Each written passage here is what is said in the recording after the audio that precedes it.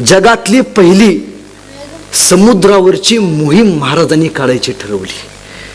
7 फेब्रुवारीला महाराज मालवणच्या तीरावरती उभा राहिले। महाराजांचं नौदल तयार झालं। जगातला पहिला हिंदुस्थानातला राजा ज्यानं स्वतःचं नौदल तयार केलं। जगातली पहिली समुद्रावरची मोहीम महाराजांनी काढायची ठरवली।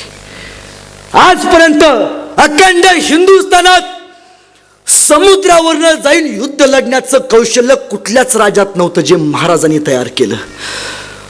महाराजांनी नायकांना विचारलं, असं कुठलं गाव आहे ज्या गावात सोनं जास्त आहे? मुघलांचं गाव आहे राजे एक, कर्नाटकमध्ये बसरूर नावाचं गाव। राजा जायला लागते, पण बसरूर हा महाराष्ट्र, हा गोवा आणि हे बसरूर मध्ये समुद्र।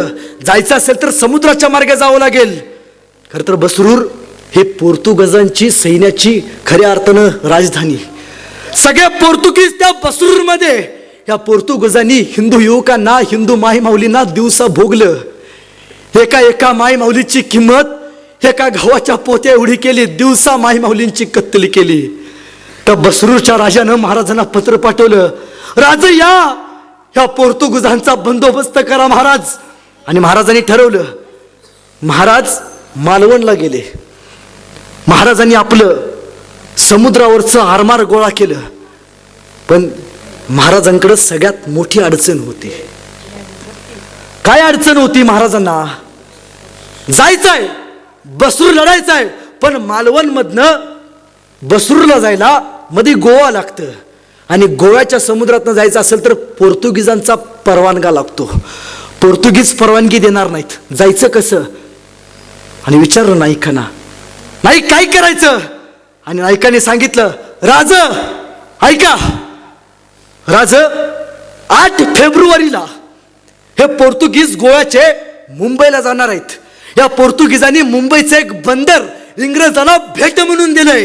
राज नामी संध्या आहे, हे सगळी गलबत त्या कार्यक्रमाला जाणार आहेत। गोव्याचा दर्या समुद्र आपल्यासाठी मोकळा आहे। महाराजांनी दिवस ठरवला। 7 फेब्रुवारीला महाराज मालवणच्या तीरावरती उभा राहिले। महाराजांचं नौदल तयार झालं।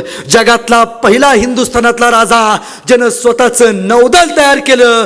30,000 गलबत आणि 40,000 मोठी जहाज महाराजांनी सोबत घेतली। सोबत 5,000चं सैनिक गलबतामध्ये बसलं आणि महाराजांचं सैनिक मालवण मार्गे, गोव्या मार्गे बसरूरला पोचलं।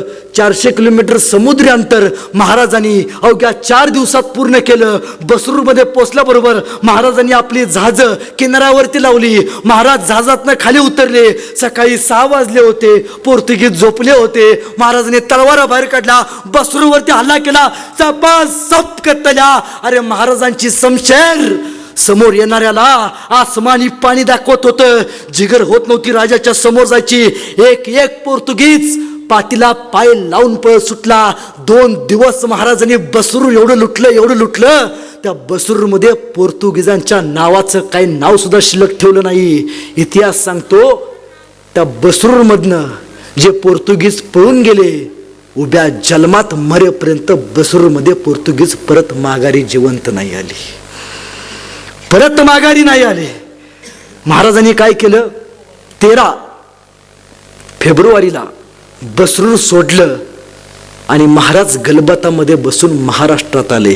आजही 13 फेब्रुवारी हा बसरूर या शहराचा स्वातंत्र्य दिवस म्हणून साजरा केला जातो।